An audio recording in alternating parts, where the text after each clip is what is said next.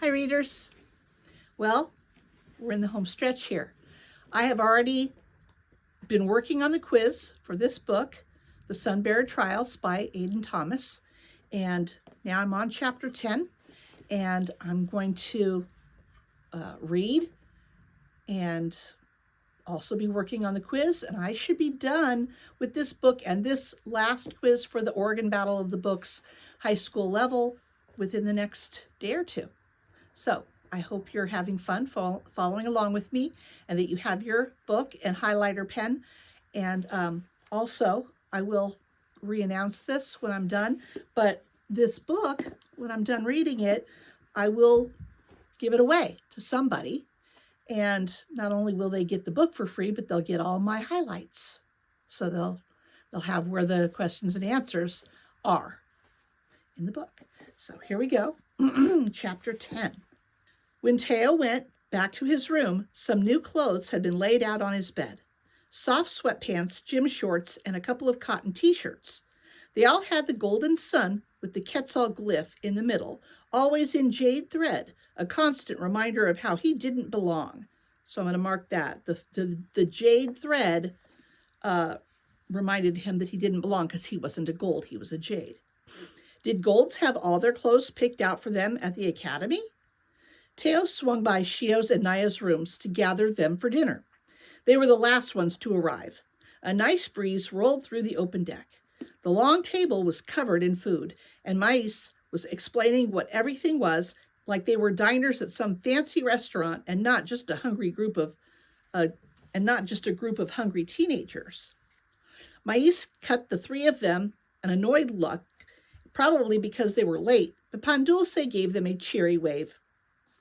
Naya collapsed into a chair at the foot of the table, and Shio took the one next to Aristella, the lesser of the two evils, considering Teo had to be next to Ocello. He scooted closer to Naya and did his best to fold his wings neatly against his back, but they kept twitching. Teo pushed them against the back of his chair to try to keep them in place. When Mais and Pandulce left, they dug into the impressive spread. Everyone seemed tired and agitated after the trial. Dressed down and exhausted, the gold heroes of Reino del Sol seemed almost normal. Aristella seemed to be the only one in good spirits. Remember, she's the one that won the first trial. She kept taking selfies with her phone and tugging Aurelio into the frame. Ugh, stop yawning, you're ruining the pictures, she chided, throwing her elbow into his arm. Aurelio replied with another large yawn. When his sister was done using him as a prop, he sat with his head bowed over his plate, eyes heavy-lidded. Desi kept nodding off at the other end of the table, his chin dropping to his chest after every other bite. Marino and Soshi sat on the other side of him, the former cutting angry looks to Ocello. Ocello, surly even by their standards, stabbed their fork into their food as they ate. When Teo leaned forward to get another helping of delicious blackened fish and rice, one of his wings escaped. It shot out, whacking Ocello in the face. So, again, his wings seemed to have minds of their own. First it whacked him in the face, when I guess he sort of insulted his wings, and now his wing slapped Ocello. Watch it, your stupid feathers went up my nose, they barked. I can't help it, Teo snapped back, trying to flex the right combination of muscles that would pull his wing back in place. Glass clattered, and Aristella gasped. Can someone fetch their toddler? She seethed, the front of her shirt covered in water. Remember, Aurelio and Aristella don't like water because they're kind of made of fire. She snatched the napkin Aurelio offered. He's getting his bad luck all over me. That wasn't my fault, Shio said, voice small, but expression fierce, as his cheeks bloomed bright red. Anger burned Teo's vision. Lay off. Aristella let out a sharp laugh. You shouldn't even be here, she said, holding Teo's eye like a challenge. You're just background noise. Stella, Aurelio said, short and surprised as he stared at his sister. Shame made Teo's face tingle. He didn't need Aurelio defending his honor. It's really a competition between us golds, Ocello agreed. You two are the default sacrifices. Guys, chill. Otzi tried to pipe in, but the damage was done. Oh, and you think one of you three's going to win? Naya demanded, pointing between Ocello, Aristella, and Aurelio before laughing. Hate to say it, Teo said, emboldened by Naya's refusal to back down, but you guys are going to need backup plans for convincing your parents to love you. Aristella fumed. Her ember eyes blazed. Teo basked in it. You're pretty smug for 8th place, huh, bird boy? Ocello, what's that saying I like so much about the cat with the canary? Ocello flashed their fangs at Teo. Soul can see right through your bullshit, Naya delivered with a smile. Oh, because you're so much better than us? Ocello sniped. You're only here because your dad is Soul's disgraced ex-boyfriend. Okay, that's news. Okay, Naya's dad is Soul's disgraced ex-boyfriend. Teo sucked in a breath. The table jumped. Plates rattled. Naya and Ocello were both on their feet. Teo jerked back, avoiding the long obsidian blade that had materialized in Naya's hand, the tip directed at Ocello's throat. Say it again, Naya said, her voice deadly low. I dare you. Ocello snarled. Aristella's pretty face twisted into an ugly sneer. Aurelio shifted, and Teo instinctively grabbed the edge of a plate, ready to thwack, thwack, thwack, thwack, thwack. Something smacked the backside of Teo's head, throwing his head forward and snapping him out of his rage. Ouch! He hissed. The others rubbed their heads, looking around dazed. That's quite enough. Luna stood with her silver sandal in hand. She used the chancla on all of them. I thought you'd have more energy after such an auspicious day, but you're all acting like overtired children. I'm gonna mark that Diosa Luna's the one that came with her silver sandal. A sandal is a chancla, and just hit everybody in the back of the heads. She clucked her tongue. Her tone was teasing with acid boiling underneath. Time for bed. Dinner is over. But we didn't even do anything, Marino argued. Luna shot him a look, and he immediately shrank back. Slowly, they filed out. Marino stuffing some bread into his sweats on the way. Teo knew this fight was far from over, but Luna had put it off for now. As Ocello and Aristella stormed off with Aurelio in tow, Naya blew them a kiss.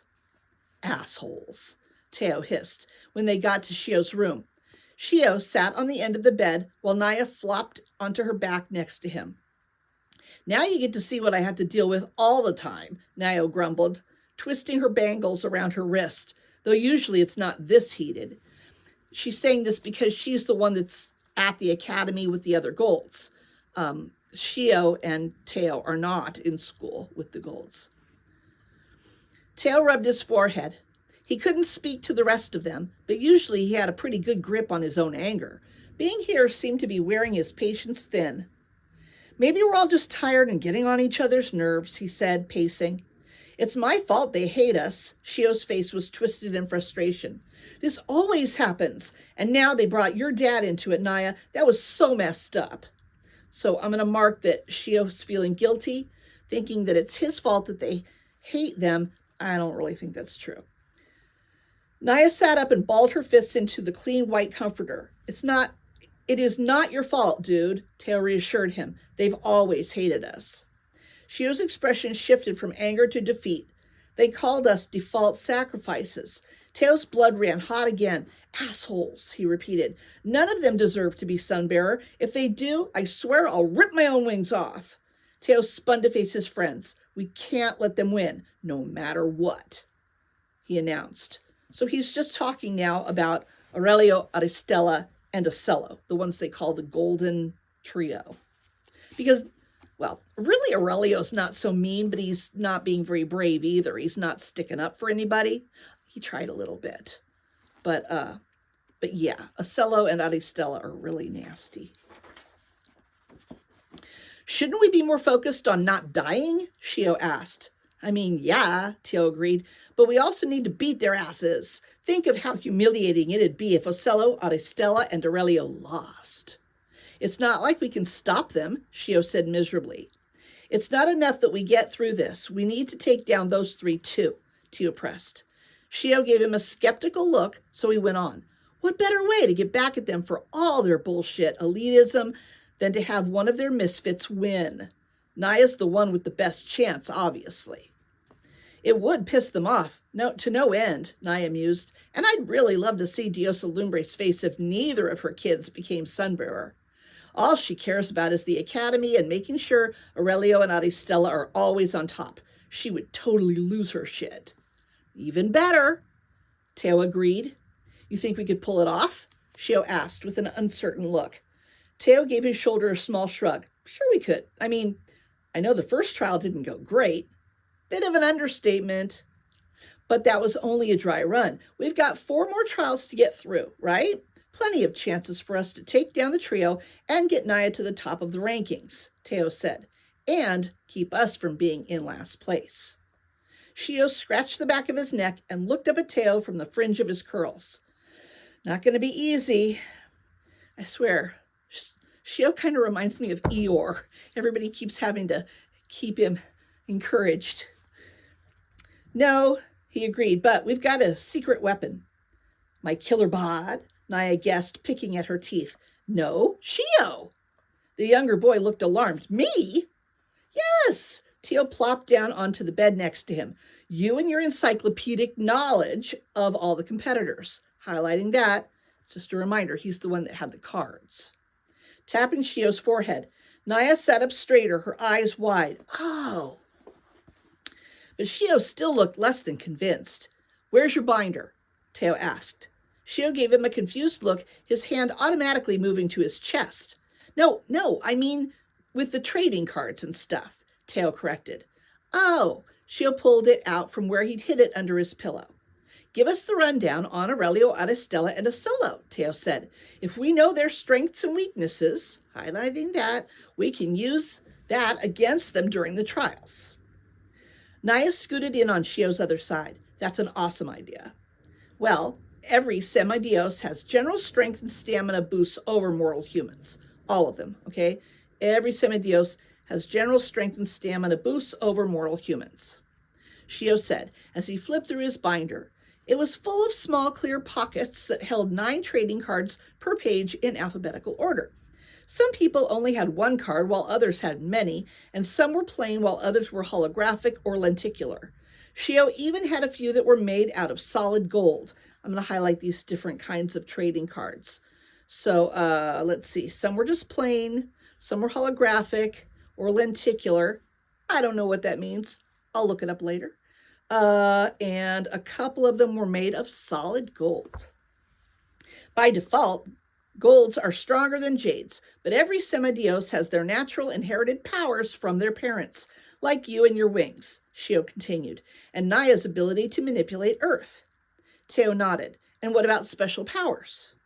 Golds have their natural powers, but when they go to the academy, they hone in on one and turn it into a specialization, highlighting that.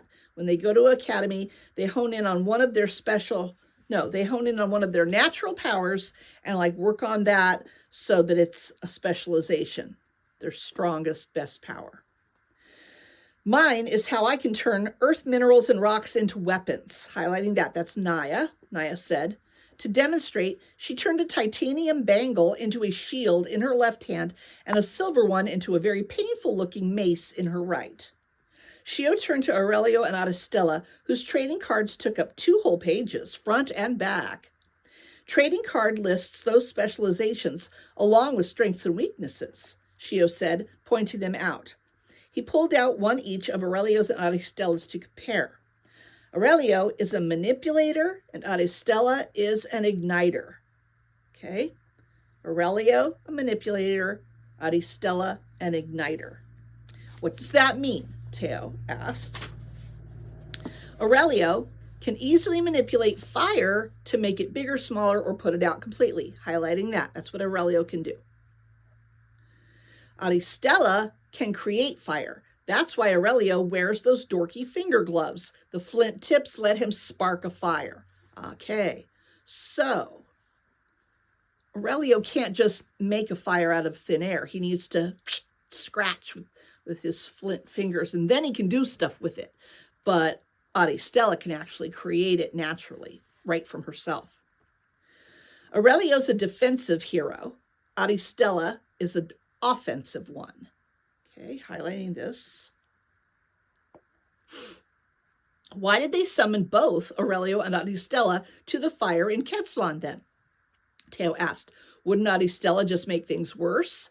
They're talking about the fire at the Panaderia, where Teo went in and saved that woman, Veronica, and also got the doll, Maria, for the little girl. So they sent both Auristela and Aurelio. All of Dios Alumbre's semidioses are fireproof, highlighting, so that's why they sent them. Naya said like everyone knew that. Shio nodded. So she can still assist by rescuing people. Teo supposed that made sense. These radar charts show a semidios's general strengths and weaknesses. Teo furrowed his brow. What kind of charts? Radar charts. They show multivariate data by giving each variable an axis and plotting the data as a polygonal shape over all axes, he explained. I'm a little confused here. Pointing to a type of graph Teo had never seen before in his life. Teo stared blankly at Shio. This is comforting. It sounds like Teo's as confused right now as I am.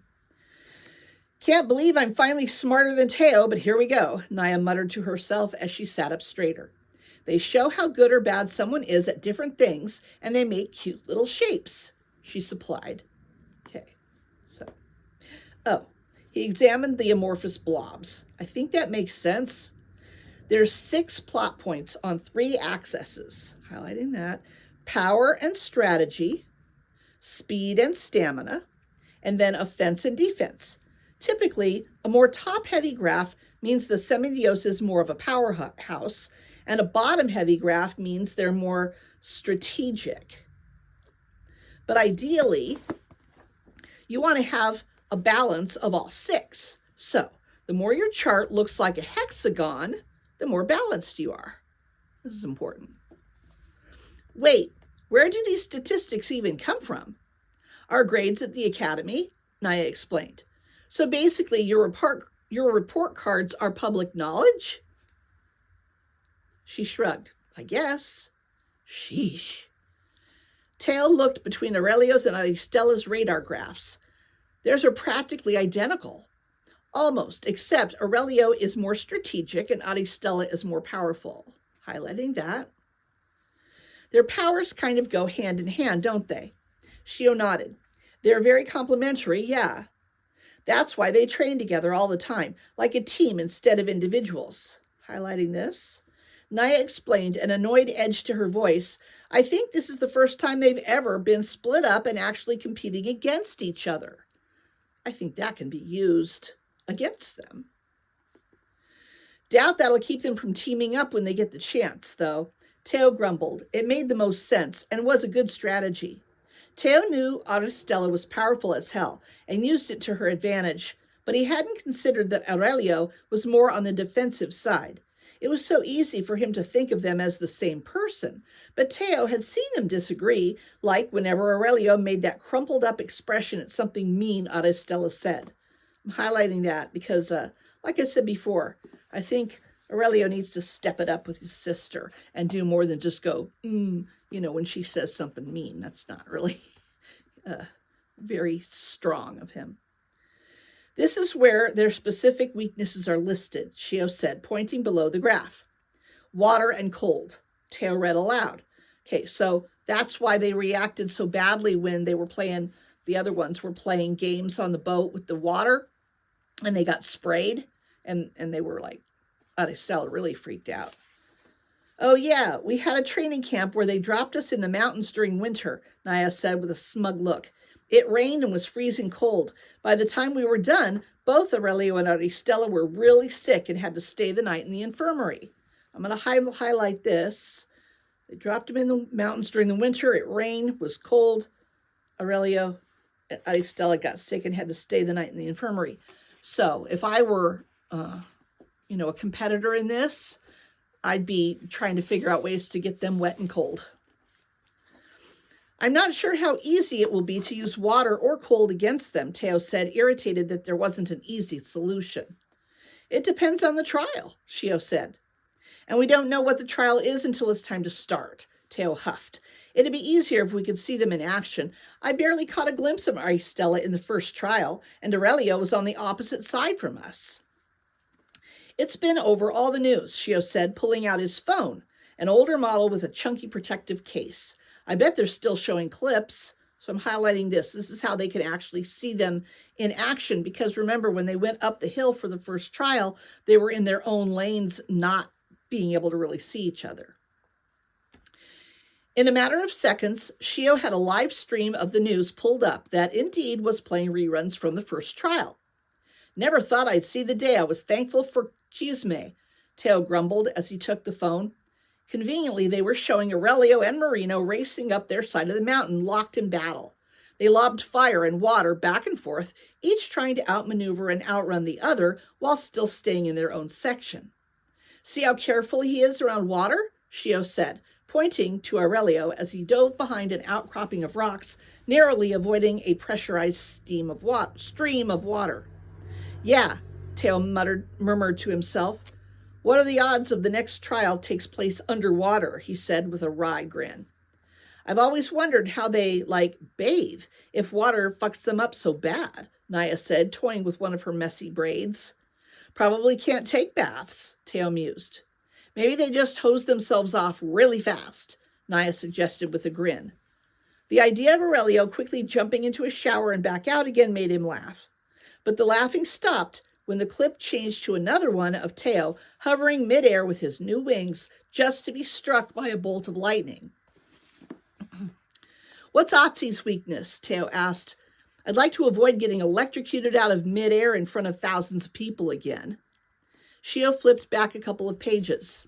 Rapid energy depletion. Teo frowned. What's that mean? She gets tired easily. Highlighting that's Otzi. Naya explained, it takes a lot of Otzi's physical energy to create bolts of lightning. Those rings she wears are conduits, which help her out, but she's still only 13. No offense, Shio. So if she's going too hard, she can exhaust herself. Sounds like a rechargeable battery, Teo mused. Or one of those defibrillating things, Shio added. Teo remembered the explosion of electricity that had shot through his body as the clip kept looping. Teo tossed Shio's phone back to him. I think I'm done watching the news. Oh yeah, that clip went viral on TikTok. TikTok, please, Naya said enthusiastically. Teo's heart stopped. What? Yeah. Clearly she hadn't caught the dread in his voice. People reenacting it and stuff like that. There's even this girl who turned it into a dubstep song by mixing the weird shout you made and the crowd gasping. This sounds embarrassing. Teo ground his teeth. This was not what he wanted to be remembered for during the trials. I take back what I said about Chisme. Hey, it's not all bad, Naya said, pinching his elbow. You could make bank by leaning into it. You could probably get a bunch of followers and start monetizing your content, Shio suggested with a grimace, trying to make Teo feel better, but it didn't work. This sounds so like here, doesn't it? Get a bunch of followers and start monetizing your content. Isn't that what I'm doing? That's exactly what I'm trying to do. I'm good, thanks. Aristella has a huge following on Instagrafia. Naya prattled on. Did you know she's sponsored by that sketchy MLM smoothie company? She asked, sitting up and pulling out her own phone. In a couple of seconds, she had Aristella's Instagrafia account pulled up on her very cracked phone screen. If I have to see her holding up a puke green smoothie on my feed one more time, I swear I'll blow chunks. There were several pictures of Aristella power posing in a gym or somewhere pretty, always with her high ponytail and some kind of product in hand. What about Aurelio? Shio asked, leaning over Teo's shoulder. Teo shook his head. He doesn't have his own account. Naya narrowed his eyes at him. How do you know Aurelio doesn't have his own account? It took all Teo's willpower to keep a straight face. How do you know Aristella is sponsored? What? She spluttered before scowling. Give me my phone back. Let's move on to Ocello, Shio said, holding back laughter. Ocello had 3 cards. Shio pulled out the most recent, a lenticular trading card that switched back and forth between Ocello's normal form and their powered-up form. Okay, I'm highlighting that, and I don't know yet because I haven't looked it up, but I'm thinking that a lenticular card would be like, these have been around forever if it's what I'm thinking about. It's those things where when you turn them, it's like got layers so that when you turn them, it shows different things. Yeah, I'm not sure. Ocello is a transformation semidios, he said. That means their powers let them change their body properties temporarily, and since they're a child of Diosa Guerrero, that means jaguar characteristics. Highlighting all that. Their radar graph is super top heavy, Teo noticed. So that probably means they're like more power and less strategy. Yeah, Ocello is a total meathead. Nothing but strength and brute force, Naya said with a roll of her eyes. Sounds like you, Teo teased. I am way smarter than Ocello, Naya insisted. She sat up to compare the chart on one of her trading cards. See? Weaknesses, intelligence, and problem solving. Shio read from Ocello's. Good. Okay. A laugh burst from Teo. Wow, that absolutely checks out. Where are your guys' cards? Naya asked, moving to flip through the pages again. We don't have any, Shio said. We're just lowly jades, remember? It was supposed to be a joke, but Teo's voice was a bit too gruff to pull it off. Oh, yeah. Naya gave a sheepish smile and handed her cards back to Shio. Sorry, I forget sometimes. What are your powers, Shio? Teo asked, pivoting the conversation, but Shio just shrugged. I don't have any, he said in a quiet voice, staring down at his binder. Not any useful ones, anyway. Not sure being unlucky is much of a power. So that's his power. That sucks, bud, Naya said, not very tactful, but still sympathetic. Being able to inflict bad luck on other people would be a cool power, Teo mused. It would, yeah, Shio agreed, short and curt like he didn't want to talk about it. Teo wasn't going to press him. So at this point, we don't know whether Shio can do that or not. The last jade to compete was 130 years ago, right? Teo asked. Yeah, we learned about that in history class, Naya agreed, but that's like all I remember. Do you have anything on them, Shio? No, they only started producing trading cards about 50 years ago, give or take, he said. They made retro cards, but they're really hard to come by. There's bound to be something online, though, he said, pulling the app on his phone.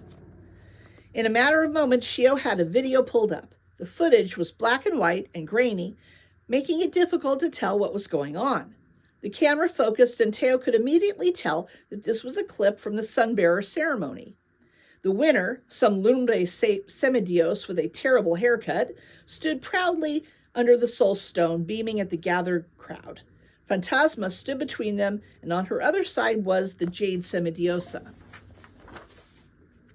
The camera was zoomed in on a tight face. No, hold on. The camera was zoomed in tight on her face. It was hard to tell with the old footage. Everything was blurry and nondescript, but she looked terrified, her lips pressed into a tight line. What's her name? Naya asked, squinting at the screen.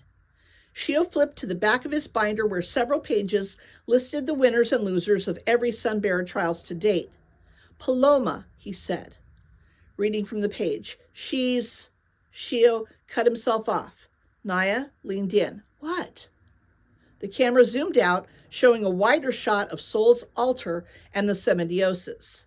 What's that? Teo wondered out loud, pointing at 2 smudges behind her shoulders. Paloma turned to approach the sacrificial table. Ooh. It was like someone punched the air out of Teo's lungs. They're wings, he breathed. She has wings. He turned to Shio and Naya. Why does she have wings? Highlighting she has wings. Naya's eyes were wide, her fist pressed against her mouth. Hesitantly, Shio held out his list and pointed.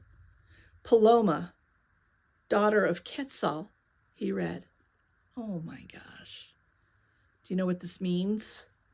That means that the last jade that was in the Sunbearer trials and was sacrificed was Teo's sister. That's sad. And his mother must be freaking out right now. Okay, so Paloma, daughter of Quetzal.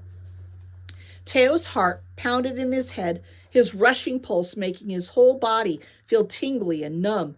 His sweaty hands gripped the phone, trembling as he watched the girl, his half-sister, lie on the stone table, her wings splayed out behind her, across it long and elegant. Why didn't you tell me? Teo asked, watching as the footage continued to roll. I didn't know, Naya said hurriedly. History class is really boring, and right after lunch, I fell asleep like all the time. Your mom never told you? Shio's quiet voice asked near his shoulder. Teo shook his head. She'd never spoken a word about Paloma to him before. Why wouldn't she have told you about her? Naya wondered. On the screen, the Sunbearer approached the table, a black dagger in his hand. A black dagger. When he stood over her, the dagger raised above his head. Paloma closed her eyes, and the video ended. Why hadn't his mom told him? Maybe she didn't want him to be frightened, or maybe she simply couldn't bear bringing her up. Memories flashed through his mind, how she'd shielded Teo from watching the sacrifice 10 years ago. How terrified she'd looked when Sol selected him to compete. Her iron grip and the relief in her voice when he passed the first trial. His mom had been carrying this on her own, alone in a city where she was the only immortal, where none of her people knew or even remembered her fallen daughter. Your poor mom, Shio said, his voice small and sad. Teo felt sick. She'd already been through watching her daughter compete and fail in the trials. Now she was reliving it all over again. And if he didn't do something, she'd lose him too. Okay, so that's the end of chapter 10. And yeah, this is really awful. As a mom myself, I just can't even imagine. You know, she already lost her daughter 10 years before in the Sunbearer trials, and her daughter was the only jade in it. And now her son, Teo, is a jade in it. And I'm starting to think that they're right, that the Golds picked a couple of jades just so that they'd have some easy sacrifices, knowing they wouldn't be able to compete very well against Golds, which is horrible. So I am going to go ahead and work on the questions for this chapter, and I will continue soon. In the meantime, keep reading. You read the books, now ready, get set. BOBQB.net. You read the books, now ready, get set. BOBQC.net.